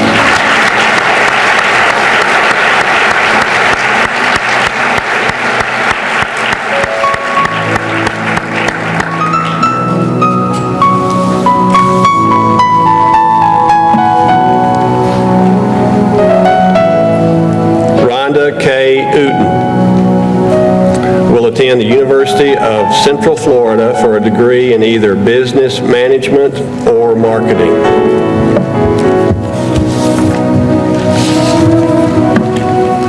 Jessica L. Poisson plans to attend the University of Texas and major in biology. Emily J. Polasic will major in business at either Baylor University or Texas A&M University. Christopher A. Rogers plans to attend Southern Methodist University and major in business. David B. Rothenberg will enter the School of Architecture at the University of Texas. Cassandra J. Rutherford will be attending Texas A&M University and major in bioengineering with a pre-med option. Amanda L. Sackrider plans to major in either elementary or special education at Texas Lutheran University in Seguin. Kurt W. Shell will enter Texas A&M University in an undecided major. Carissa M. Smith will attend Hardin-Simmons University as a biology major and earn a master's degree in physical therapy to become a certified pediatric specialist. David R. Spence plans to attend the University of North Texas and major in emergency administration and planning, then work for FEMA or the Red Cross. Let's give these young men and women an opportunity to sit down.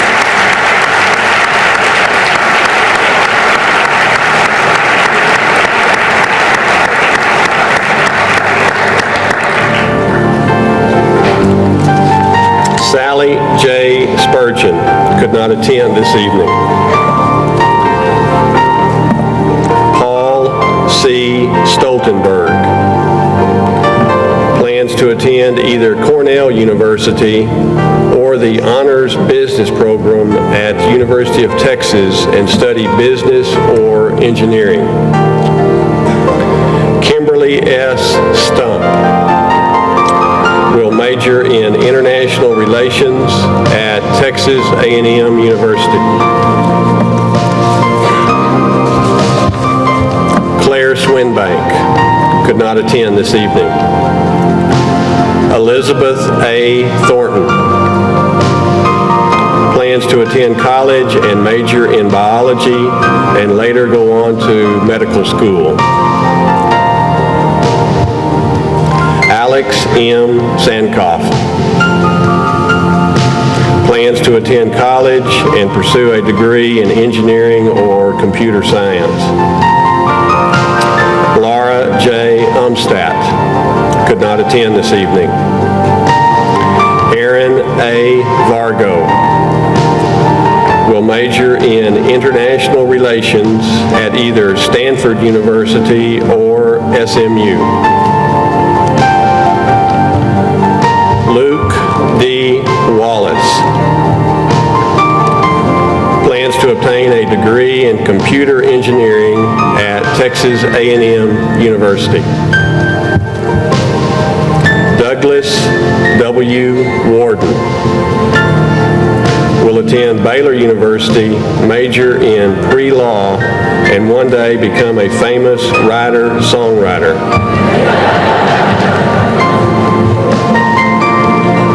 Stacy B. Washington will major in speech communication and minor in music at Texas A&M University. Jennifer L. Watley could not attend this evening. Rachel T. Winstead plans to enjoy her family for this summer, then attend the University of Dallas in Irving. Please join with me in congratulating these senior students.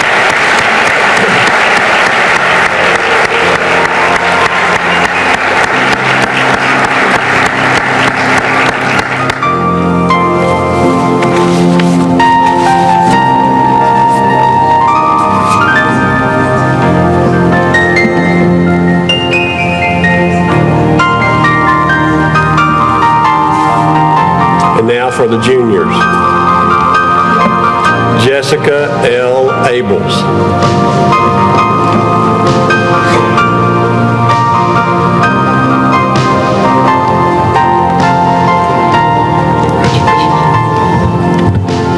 Stephen J. Anderson.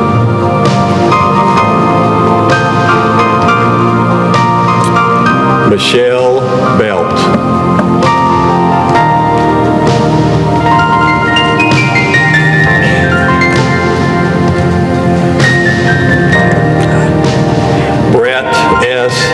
Bradbauer.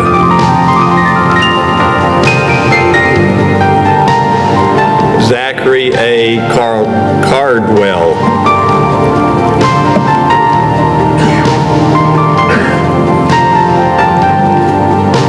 Laura W. Carr.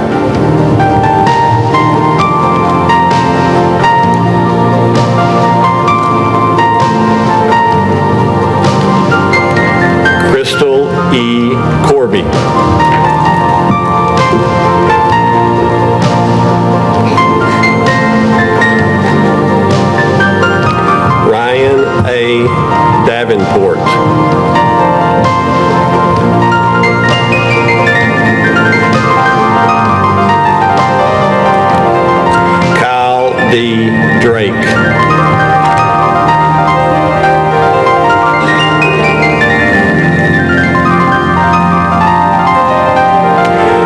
Jonathan N.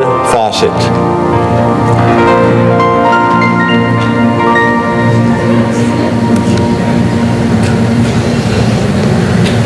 Matthew L. Gardner. Jesus Gonzalez, Jr.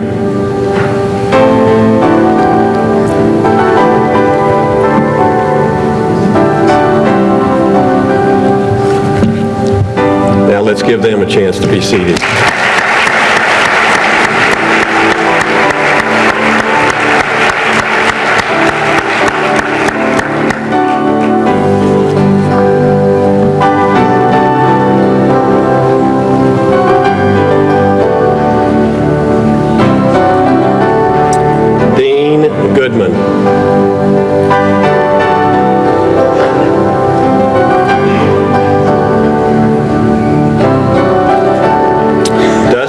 J. Hammett.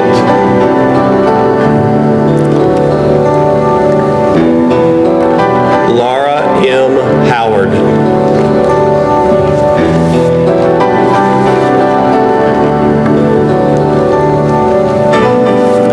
Ashley P. Hoyt.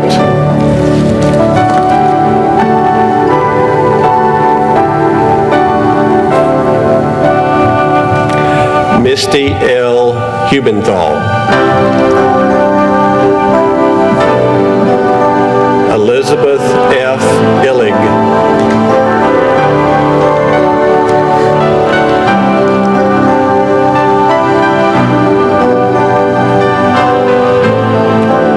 Benjamin F. Jones.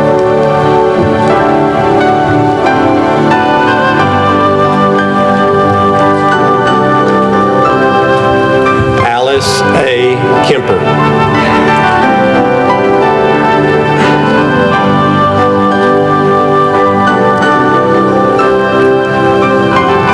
Nicolette M. Lawson.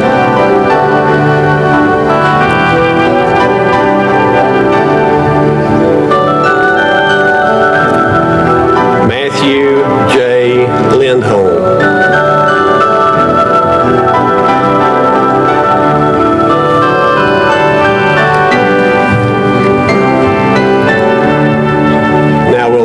Be seated.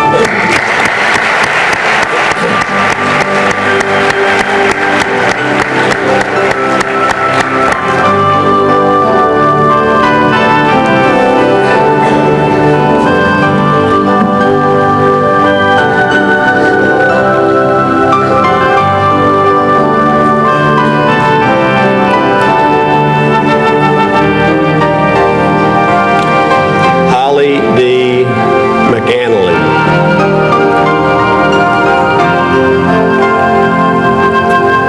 Aaliyah I. McCord.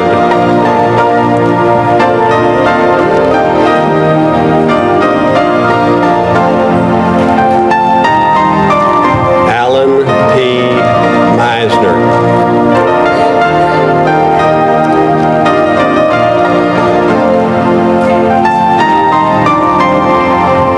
Monica L. Mahia.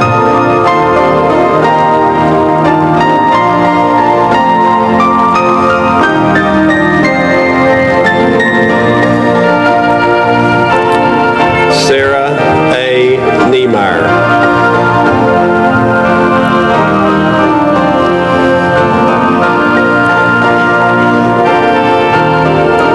Stephen M. Hagler.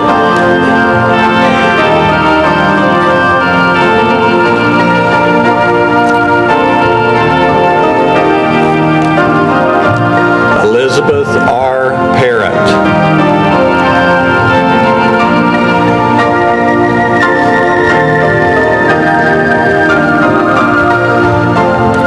Travis A. Pritchett.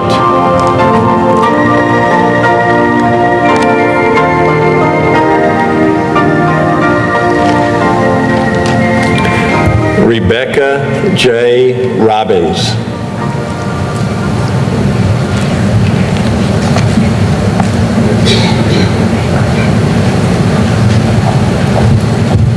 Rachel L. Romo.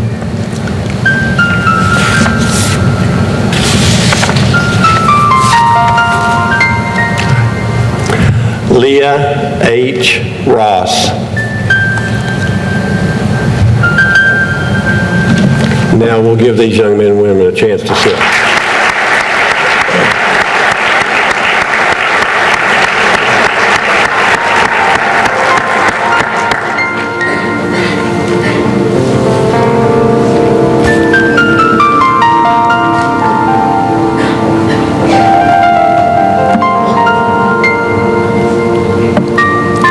Julie M. Shapa.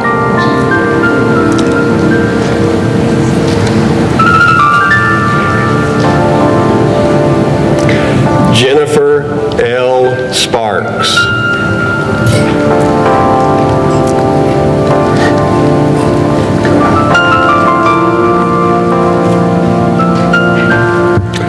Amy L. Timms.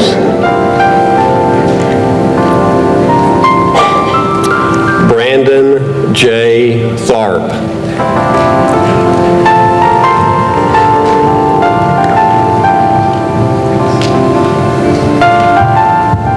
Jessica L. Trophy.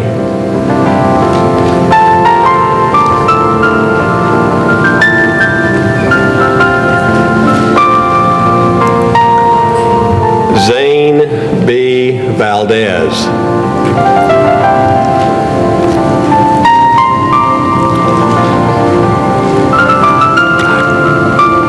Monica A. Wuthridge.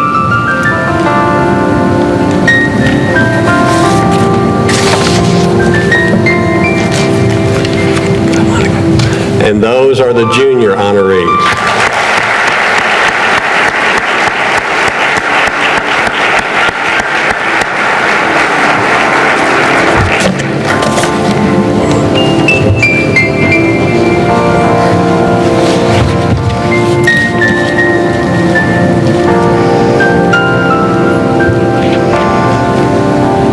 Now for our sophomore honorees. If I mispronounce your name, it's because these aren't the students the principal sees in the office very often.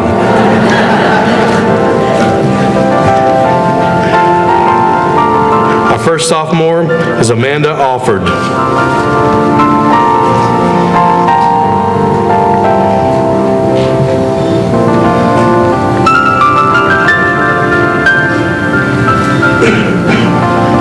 Jeffrey Apple.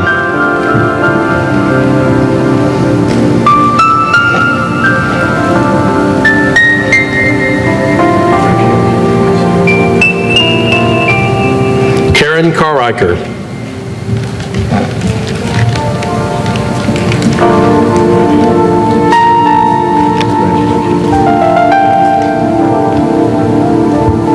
Kendall Chamberlain.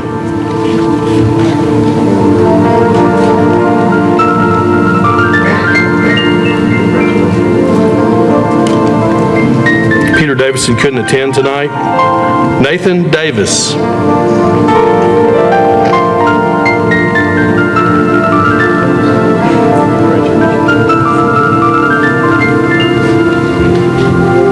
David Garcia.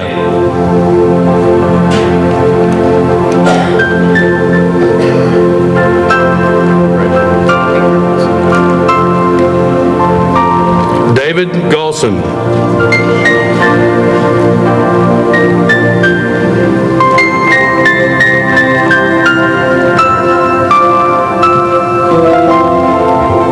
Christopher Graham.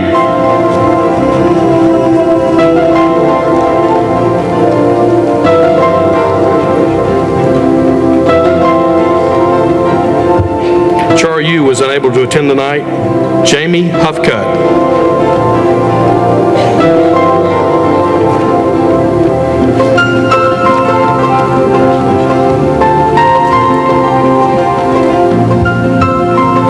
Aaron Hughes.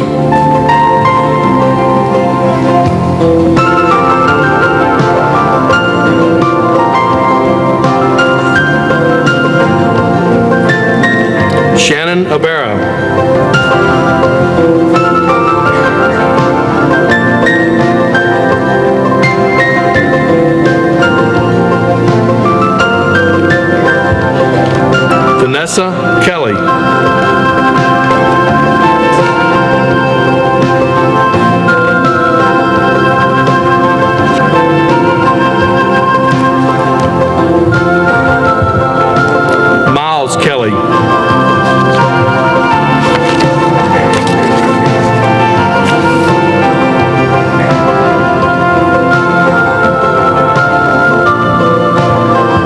Joseph Lavoie.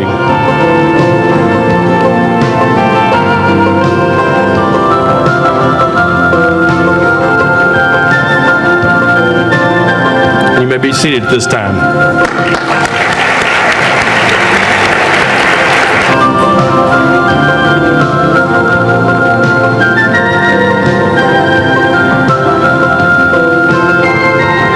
Don McGee.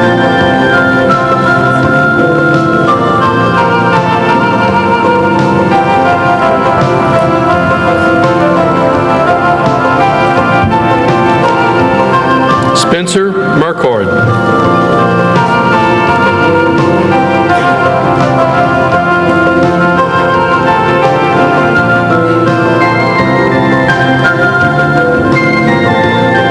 Elizabeth Novak.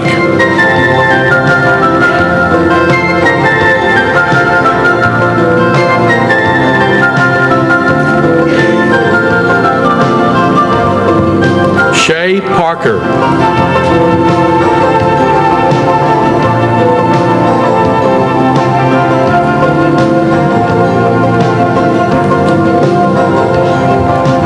Ginger Poth.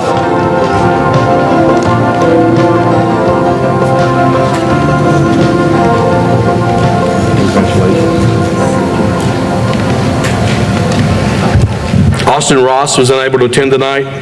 Sarah Ross.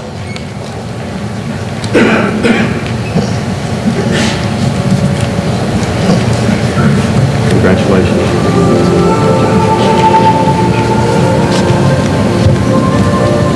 Nathaniel Schroeder.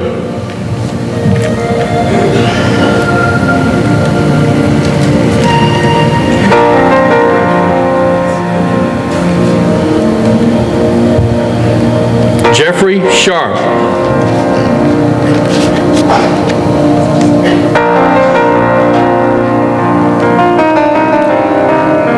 Caroline Sweet.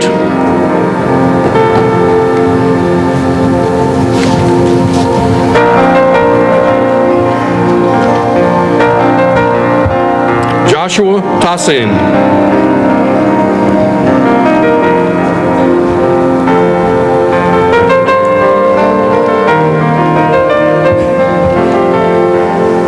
Brandon Walther.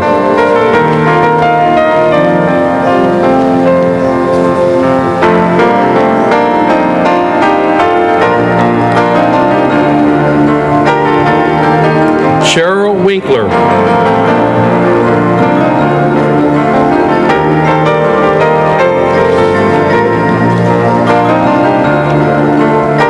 Lois Wright.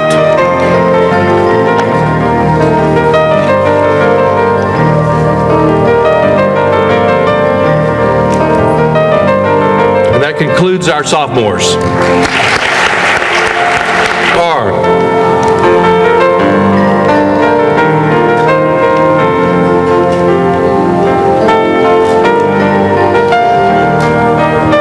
Scott Budge was unable to be here this evening.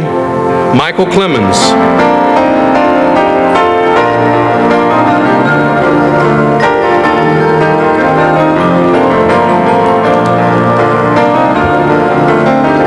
Jeffrey Compton.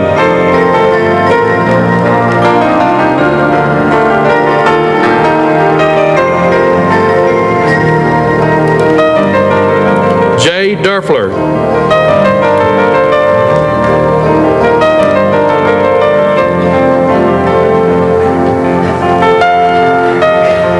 Mike Dowling.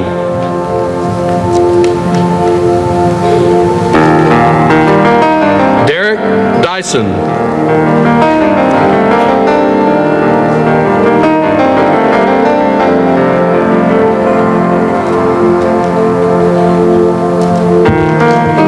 Brian Embry.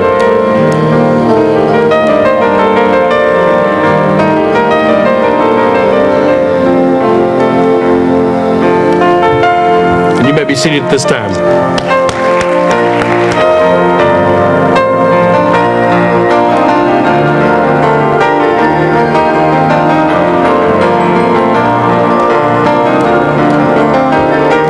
Albert Garcia.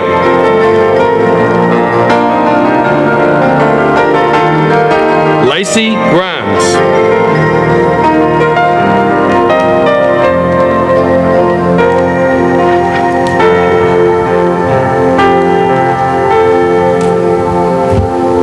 Benjamin Johnson.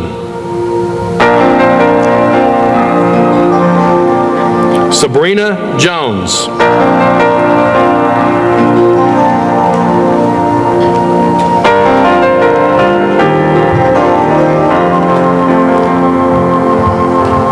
Clayton Coberlin.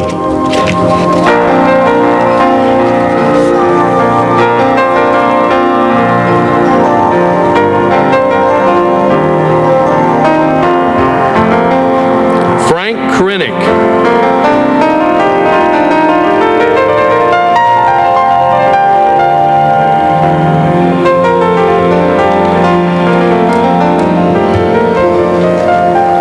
Holly Loyler.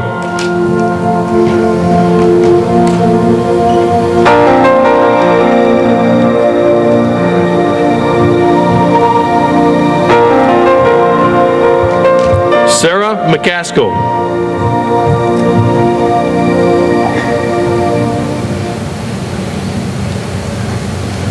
Congratulations, Sarah. Aaron Mitchell.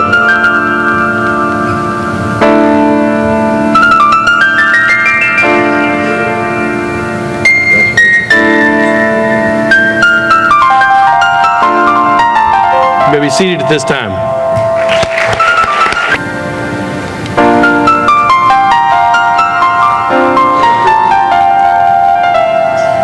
Audrey Peterman.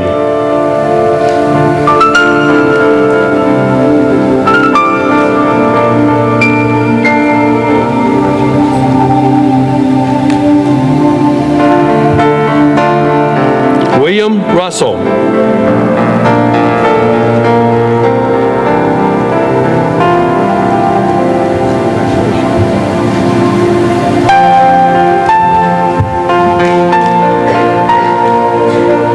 Michael Sears.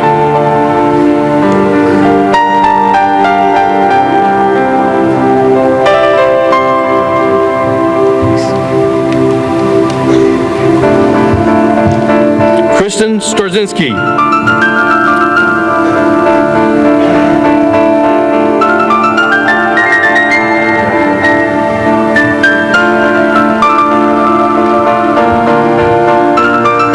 Michelle Stoffer.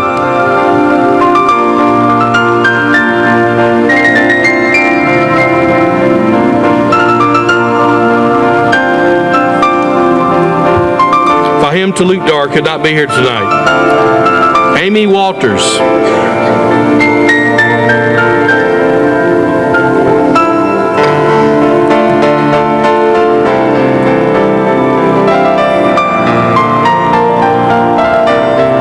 Kara Waters.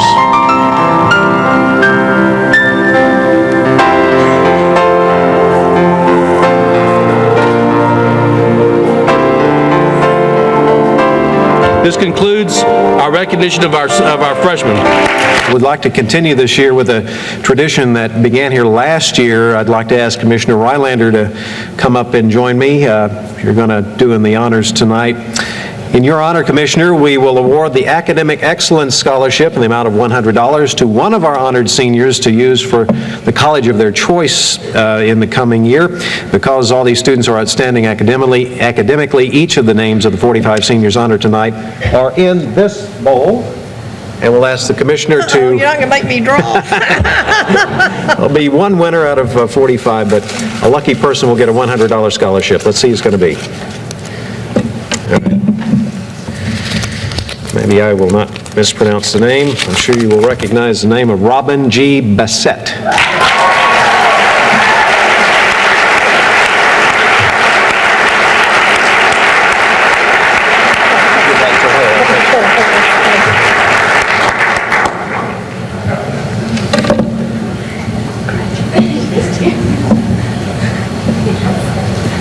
Any words you'd like to...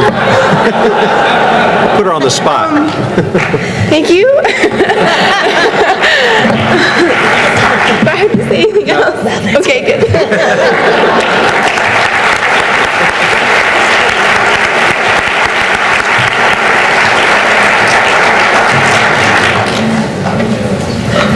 And now Sharon Rogers will join us. As we're nearing the end of our program tonight, I would once again like to thank all of the Georgetown High School students that were able to take part in our entertainment for the evening. Let's give them another round of applause.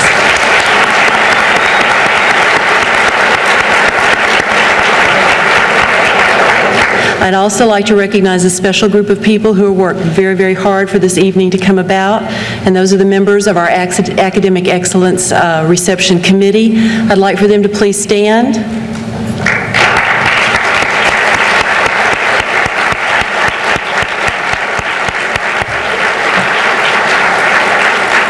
This is a group of very hardworking volunteers. They put in a lot of hours. These are parents who care about why we're here tonight, and we're always looking for more volunteers. So if you would like to be a part of this program next year, please see one of us after the program tonight. I have one more presentation, and I'd like Robert Hadlock to come up and join me. We'd like to present the certificate to Robert for being here tonight as our MC, and along with that, we have a gift certificate for him for dinner at Z Tejas Grill. Thank you so much. Thank you.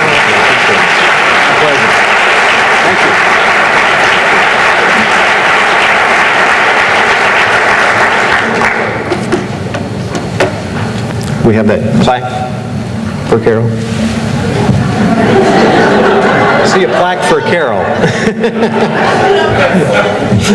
Thank you. He's black, Jewish, and Puerto Rican, and he can clear a neighborhood. No, I got to tell you, back into the days of when this was actually recorded. I mean, you couldn't do that stuff now, but this was what was on the show. This is serious stuff that was on the show. He's saying, "This will be my shining hour," One for the Road, and then Sinatra, he's saying classic numbers. He's saying, Fly Me to the Moon, I've Got You Under My Skin, Luck Be a Lady. And then Johnny Carson hosted the show. You know why Johnny was there? Because Joey Bishop was ill.